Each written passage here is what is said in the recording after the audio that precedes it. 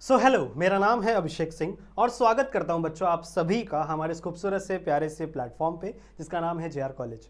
यार कैसे हो आप सभी लोग? आई होप आप लोग एकदम बढ़िया होंगे, आप लोग की पढ़ाई एकदम बढ़िया चल रही होगी बच्चों। तो जैसे कि आपको पता है बच्चों, कुछ ही दिनों में आपकी एमएससीटी की एग्जाम है, सही है। और जो बच्चे बायोलॉजी दे रहे हैं बच्चों, उनका जो एग्जाम है वो पीसीएम के बाद होता है ना, पीसीबी वालों का एग्जाम बाद होता है, ठीक है। तो आपके पास कुछ ही दिन बचे हुए हैं, इसीलिए बच्चों मैं आप लोग के लिए कुछ कुछ एमसीक्यूज अपनी तरफ से ला रहा हूं, कुछ कुछ टॉपिक अपनी तरफ से ला रहा हूं बच्चों, ताकि मैं कुछ टॉपिक्स आपको अपनी तरफ से समझा सकूं, जिसमें से ज्यादातर क्वेश्चंस आपके एमएससीटी में बनते हैं, ठीक है। एमएसटी सीटी में बनते हैं, पूरा नाम ये है, सही है। तो इस वीडियो को एंड तक देखना, छोटा सा ही वीडियो होगा बच्चों, ज्यादा बड़ा नहीं होगा, 15 से 20 मिनट का वीडियो होगा। इस वीडियो को एंड तक देखना बच्चों, क्योंकि बहुत सारी चीजें, बहुत सारे क्वेश्चंस मैं आज इस वाले वीडियो के अंदर कवर करवाने वाला हूं, सही है। तो ध्यान से देखेंगे, बिल्कुल भी एक भी क्वेश्चन, एक भी डाउट मिस नहीं करना है। हर एक टॉपिक को मैं डिटेल में समझाऊंगा, जितने भी क्वेश्चंस मैं लूंगा ना, उसके अंदर का टॉपिक मैं एकदम डिटेल में समझाऊंगा, तो एकदम ध्यान से देखना है। और बायोलॉजी में तो यही है बच्चों कि आपका कंसेप्ट आना चाहिए।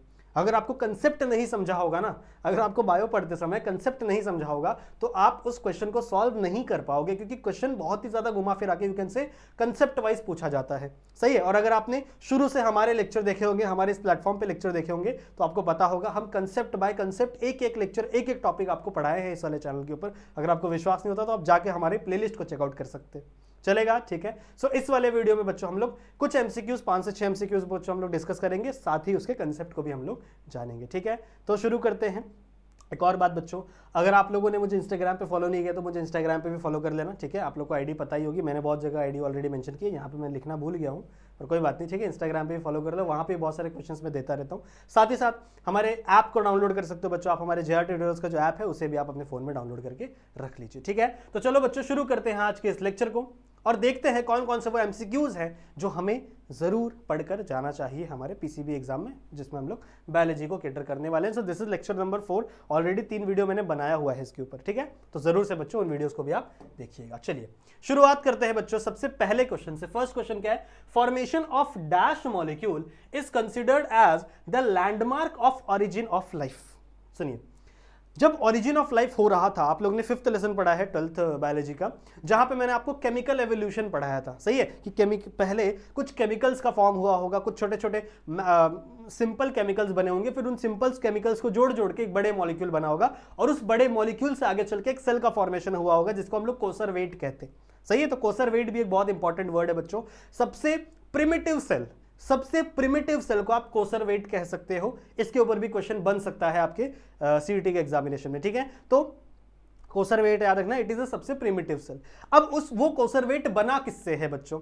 वो बना है कुछ ग्लूकोज मॉलिक्यूल से, कुछ कार्बोहाइड्रेट मॉलिक्यूल से, कुछ प्रोटीन मॉलिक्यूल से, ठीक है। उसके अंदर अभी तक फैट वगैरह कुछ डेवलप नहीं हुआ है। फैट बहुत ही लिपिड, फैट ये बहुत ही ज्यादा you can say complex molecule होते हैं। उसके बाजू बाजू में छोटी सी ग्लाइकोलिपिड की एक लेयर बनती है, पर वो भी बहुत ज्यादा सिंपल लेयर होती है बच्चों, जो हमारे बॉडी में मिलती है वैसी लेयर नहीं होती। तो जो सबसे प्रिमिटिव सेल बना हुआ था, दैट प्रिमिटिव सेल, ठीक है, that primitive cell is called as coacervates. अब यहां पे क्वेश्चन क्या पूछा गया है बच्चों, कि यहां पे कुछ आपको ऑप्शंस दिए गए, जैसे प्रोटीन, फैट, कार्बोहाइड्रेट और ग्लाइकोलिपिड, ठीक है। यहां पे ये पूछा गया है कि कौन सा मॉलिक्यूल अगर बनेगा, किसी भी मॉलिक्यूल में कौन सा मॉलिक्यूल अगर बनेगा किसी भी सेल के अंदर, तो हम कह सकते हैं कि भाई ये जो स्ट्रक्चर है, ये जो सेल है, जो कोसरवेट है, ये आगे चल के किसी लाइफ को जन्म देगा, या फिर यहां से ओरिजिनेशन ऑफ लाइफ हुई है, ठीक है। तो इसमें से कौन सा मॉलिक्यूल आप कंसिडर कर सकते हो? तो देखो, कार्बोहाइड्रेट आपको फ्रूट्स वगैरह में भी मतलब नॉर्मली भी मिल जाता है, तो कार्बोहाइड्रेट को आप कंसिडर नहीं करोगे, बहुत सारे बच्चे इसी को कंसिडर कर लेते हैं, ठीक है। आप ग्लाइकोलिपिड्स को कंसिडर नहीं करोगे। जो सबसे इंपॉर्टेंट मॉलिक्यूल है बच्चों, जो आपके लाइफ को ओरिजिनेट किया है, that is nothing but a protein, ठीक है। That molecule is nothing but a protein. तो अगर किसी भी स्ट्रक्चर के अंदर प्रोटीन का फॉर्मेशन हो रहा है, तो आप कह सकते हो कि भाई वहां पर लाइफ का फॉर्मेशन हो रहा है, ठीक है। So protein is that much important. समझ में आई बात? बाकी मॉलिक्यूल इतने इंपॉर्टेंट नहीं है। फैट तो वैसे भी बहुत आगे चल के बना है, प्रोटीन वगैरह होने के बाद लास्ट में एकदम बहुत आगे चल के फैट मॉलिक्यूल बना था। बट अगर मैं बात करूं प्रोटीन की, तो protein is one of the fundamental molecule जिससे आगे चल के ओरिजिनेशन ऑफ लाइफ हुई है, सही है। तो ये है आपका पहला एमसीक्यूज और पहला टॉपिक जिसके ऊपर से क्वेश्चंस पूछे जा सकते हैं। चलेगा, नेक्स्ट वाले क्वेश्चन पे बढ़े। अगला वाला क्वेश्चन क्या कहता है बच्चों? During which phase of cell division, अब देखो सेल डिवीजन का टॉपिक आ गया, स्टैंडर्ड 11th, ठीक है, लेसन नंबर 7 आई गेस है सेल डिवीजन का टॉपिक। क्या है? Chromosomes can be clearly visible under the microscope. तो किस फेज में, देखो चार अलग अलग फेज दिए गए हैं, एक प्रोफेज, मेटाफेज, एनाफेज, टेलोफेज, ये चार अलग अलग फेज है बच्चों। किस फेज में जो आपका क्रोमोसोम है बच्चों वो क्लियरली दिखने लगता है अंडर द माइक्रोस्कोप, ये पूछा गया है। पहली बात तो ये जानो आप लोग कि क्रोमोसोम जो है ना बच्चों वो डायरेक्टली किसी भी सेल में नहीं दिखता। क्रोमोसोम को आप तभी देख सकते हो जब एक सेल सेल डिवीजन कर रहा हो, एक सेल डिवाइड हो रहा हो, उसी समय पर, उसी फेज में बच्चों, उसी समय पर एक क्रोमोसोम बच्चों क्या होते हैं, विजिबल होते हैं। समझ रहे हो, क्रोमोसोम क्या होते हैं, विजिबल होते हैं। वरना एक सेल के अंदर कभी ऐसा नहीं होगा कि एक सेल को आप उठाए, उसको माइक्रोस्कोप के अंदर देखे और आपको क्रोमोसोम दिखने लगे, नहीं हो सकता। जब तक वो सेल सेल डिवीजन ना करे बच्चों तब तक आपको क्रोमोसोम नहीं दिखेंगे। तो ऐसे भी क्वेश्चंस बन सकते हैं बोर्ड एग्जाम अपने सीईटी में, ठीक है। उसके बाद सेल डिवीजन कितने प्रकार के होते हैं, दो प्रकार के, एक माइटोसिस, मियोसिस, ठीक है। अभी मैं माइटोसिस को कंसीडर कर रहा हूं। माइटोसिस में भी दो पार्ट है बच्चों, एक होता है आपका न्यूक्लियस का डिवीजन जिसे हम लोग कार्योकाइनेसिस कहते हैं, एक होता है साइटोप्लाज्म का डिवीजन जिसे हम लोग क्या बोलते हैं, साइटोकाइनेसिस। तो कार्योकाइनेसिस, साइटोकाइनेसिस। कार्योकाइनेसिस मतलब क्या बच्चों, डिवीजन ऑफ न्यूक्लियस, जहां पे न्यूक्लियस डिवाइड होगा और न्यूक्लियस के अंदर ही कौन प्रेजेंट रहता है बच्चों, क्रोमोसोम प्रेजेंट रहता है। तो क्रोमोसोम भी दिखेगा कार्योकाइनेसिस के अंदर ही। साइटोकाइनेसिस बहुत ही छोटा सा फेज होता है जहां पे आपका साइटोप्लाज्म डिवाइड हो जाता है, ठीक है।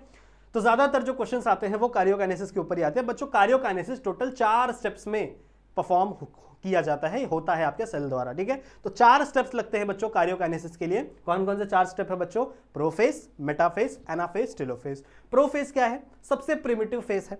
यहां पर बच्चों कुछ चीजें होना शुरू होती है, कुछ सेल डिवीजन के यू कैन से इंडिकेशन दिखना शुरू होते हैं। क्या क्या इंडिकेशन होते हैं कि जो सेल मेम्ब्रेन होती है, ठीक है, सेल मेम्ब्रेन नहीं, न्यूक्लियर मेम्ब्रेन होती है, वो धीरे धीरे डिसअपियर होना शुरू हो जाती है और क्रोमोसोम धीरे धीरे अपीयर होना शुरू हो जाते हैं। देखो मैंने ये नहीं बोला कि क्रोमोसोम कंप्लीटली अपीयर हो जाता है यहां पर, ऐसा मैंने नहीं बोला। मैंने ये बोला है बच्चों कि यहां पर अपीयरिंग स्टार्ट होती है, ठीक है, अपीयरिंग धीरे धीरे स्टार्ट होती है। न्यूक्लियर मेम्ब्रेन डिसअपियर होते हैं, क्रोमोसोम की अपीयरिंग स्टार्ट होती है और जो सेंट्रियोल होता है ना, सेंट्रियोल का डिवीजन हो जाता है और सेंट्रियोल अपोजिट एंड में चले जाते हैं।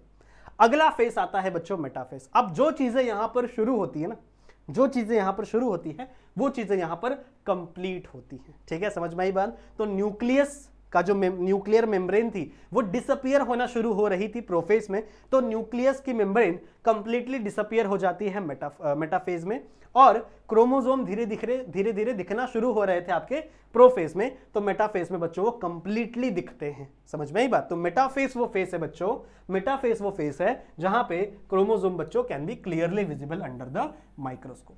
ये समझ में आ गया। फिर सर आगे की फेसेस में क्या होता है, एनाफेज में क्या होता है, टेलोफेज में क्या होता है। देखो बच्चों मेटाफेज में एक और चीज होती है, जितने भी क्रोमोसोम्स होते हैं ना बच्चों वो एक लाइन में अरेंज हो जाते हैं। जितने भी क्रोमोसोम होते हैं वो ऐसे एक लाइन में अरेंज हो जाते हैं, समझ रहे हो, ऐसे एक लाइन यहाँ, एक क्रोमोसोम यहाँ, एक क्रोमोसोम यहाँ, एक क्रोमोसोम यहाँ, समझ रहे हो, ऐसे एक लाइन में अरेंज हो जाते हैं, दिख रहा है। तो ये आपके जितने भी क्रोमोसोम है ये एक लाइन में अरेंज हो जाते हैं। इस प्लेट को हम लोग कहते हैं मेटामेरिक प्लेट, ठीक है, इसको हम लोग क्या बोलते हैं, मेटामेरिक प्लेट। एक सेंटर में अरेंज हो गए हैं। फिर मैंने क्या बताया था, सेंट्रियोल। प्रोफेज में क्या हुआ था, सेंट्रियोल डिवाइड होकर अपोजिट जगह पे जा रहा था, तो यहाँ पे अपोजिट जगह पर पहुंच भी गया है सेंट्रियोल और यहाँ से ये स्पिंडल फाइबर सिक्रीट करना शुरू कर देता है। यहाँ से स्पिंडल फाइबर इस पे आता है, यहाँ से स्पिंडल फाइबर इस पे, समझ रहे हैं, यहाँ से स्पिंडल फाइबर बच्चों आना शुरू हो जाता है। फिर एनाफेज में क्या होता है सर, एनाफेज में क्या होता है बच्चों, ये क्रोमोसोम बीच से टूट जाता है, तो ये इस तरफ, ये इस तरफ, ये इस तरफ, ये इस तरफ, ये इस तरफ, ये इस तरफ, समझ रहे हो। तो यहाँ पे एनाफेज ही एक ऐसा फेस है बच्चों, ये इसके ऊपर भी क्वेश्चन बन सकता है कि anaphase is the only face, anaphase is the only phase जहां पर एक सेल के अंदर टोटल 96 क्रोमोसोम होते हैं। 96 क्या, टोटल कितने क्रोमोसोम है हमारे पास, टोटल कितने क्रोमोसोम है बच्चों हमारे पास, 46 ना, नहीं 96 नहीं बच्चों, कैलकुलेशन गलत हो गया। 46 को 2 से मल्टीप्लाई करो, ठीक है, तो 6 2 ज़ा 12, 4 2 ज़ा 8 और 9, तो 92 क्रोमोसोम, कंप्लीटली 92 क्रोमोसोम, ठीक है। तो एनाफेज ही वो एक ऐसा फेज है जहां पे एक सेल के अंदर 92 क्रोमोसोम होते हैं। फिर सर टेलोफेज में क्या होगा, टेलोफेज में वही होता है बच्चों जो प्रोफेज में हुआ था उसका अपोजिट। यहां पे क्या हुआ था, सेल मेम्ब्रेन डिसअपियर हो रही थी, यहां पे सेल मेम्ब्रेन रीअपियर हो जाएगी। यहां पे क्या हुआ था, क्रोमोसोम्स दिखना शुरू हुए थे, अपीयर होना शुरू हुए थे, यहां पे क्रोमोसोम डिसअपियर हो जाएंगे। समझ में आई बात, ठीक है। तो मेटाफेज बच्चों वो पहला फेज है जहां पे आपके क्रोमोसोम आपको दिखते हैं। सो this will the answer and this will be the concept. Okay, चलेगा, आगे चलें। ओके, अगला क्वेश्चन क्या है बच्चों, अगला क्वेश्चन क्या है, पढ़ो। विच ऑफ द फॉलोइंग एटम, अच्छा एटम के बारे में पूछा जा रहा है। एक्ट एज अ कैटलिस्ट, ठीक है, कैटलिस्ट के ऊपर एक्ट एज कैटलिस्ट की तरह एक्ट करता है। एंड डिग्रेड, किसको डिग्रेड कर देता है बच्चों? वो ओजोन को, यानी O3 को, ठीक है, in the ozone layer. Okay, तो इसमें से कौन सा एलिमेंट है बच्चों जो ओजोन के साथ रिएक्ट करता है एज अ कैटालिटिक रिएक्शन? ये जो रिएक्शन होगी ना, कौन सी रिएक्शन है? कैटालिटिक रिएक्शन, मतलब बहुत फास्ट रिएक्शन है। और वो रिएक्शन किसके साथ है बच्चों? ओजोन के साथ, यानी O3 के साथ।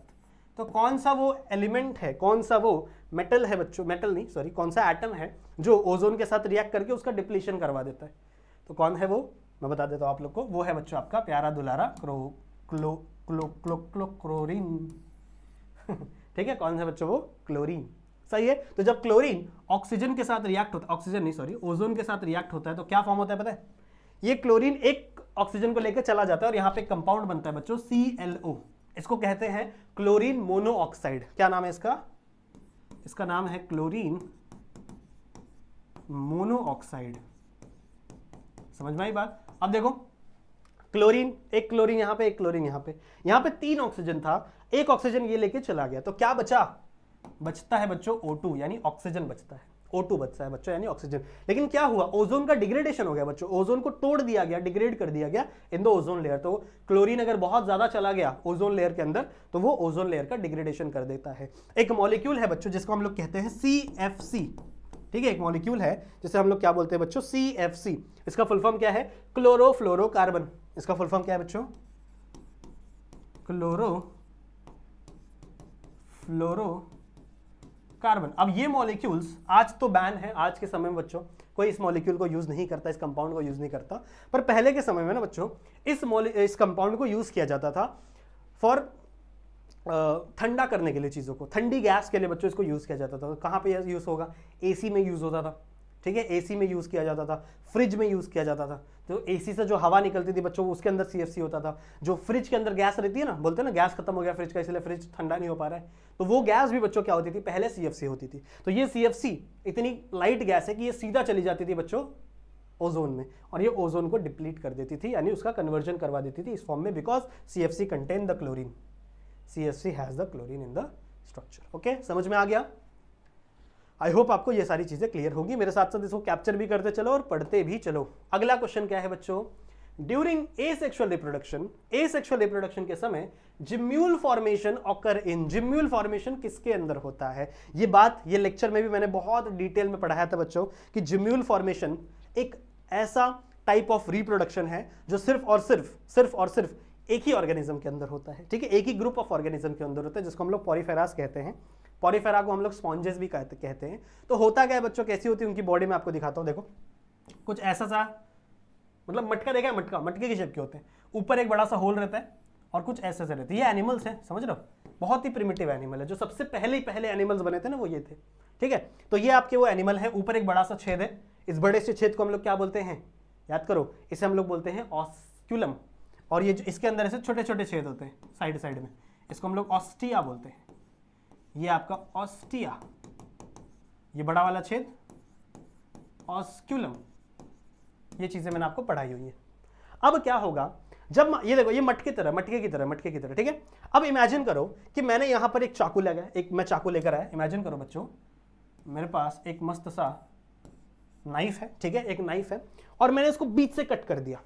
इस चाकू से इसको मैंने क्या किया, इस एनिमल को मैंने बीच से कट कर दिया, ठीक है। मेरे को फर्क नहीं पड़ता, मेरे को पढ़ना है इसको। तो ये मुझे कैसा दिखेगा? देखो, ये मुझे कैसा दिखेगा? यहां से इसकी वॉल दिखेगी मुझे बच्चों, ऐसे कट किया ना मैंने इसको, ऐसे मैंने इसको कट किया ना बच्चों, तो मुझे क्या दिखेगी? इसकी वॉल दिखेगी अंदर की। ये जो मटका था ना, मटके के अंदर बच्चों ये वॉल दिखेगी मुझे, अगर मैंने इसको मतलब सीधा ऐसा कट कर दिया। सही बात है। तो इस वॉल के अंदर यहां पर ऐसे छोटे स्ट्रक्चर्स प्रेजेंट होते हैं। इस वॉल के अंदर ऐसे छोटे बच्चों स्ट्रक्चर्स प्रेजेंट होते हैं। इन स्ट्रक्चर्स को हम कहते हैं जिम्यूल। इन स्ट्रक्चर्स को हम लोग क्या बोलते हैं बच्चों? जिम्यूल कहते हैं।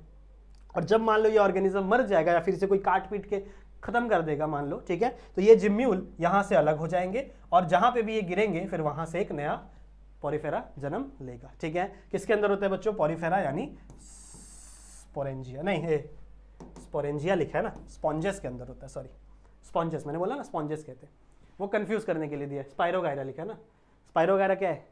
Spirogyra is not a sponge, ठीक है। स्पायरोगायरा एक प्लांट है बच्चों, ठीक है। स्पायरोगायरा प्लांट है। इसके अंदर क्या होती है? स्पायरोगायरा के अंदर कौन सा ये सेक्सुअल रिप्रोडक्शन होता है? इसके अंदर होता है बच्चों फ्रेगमेंटेशन,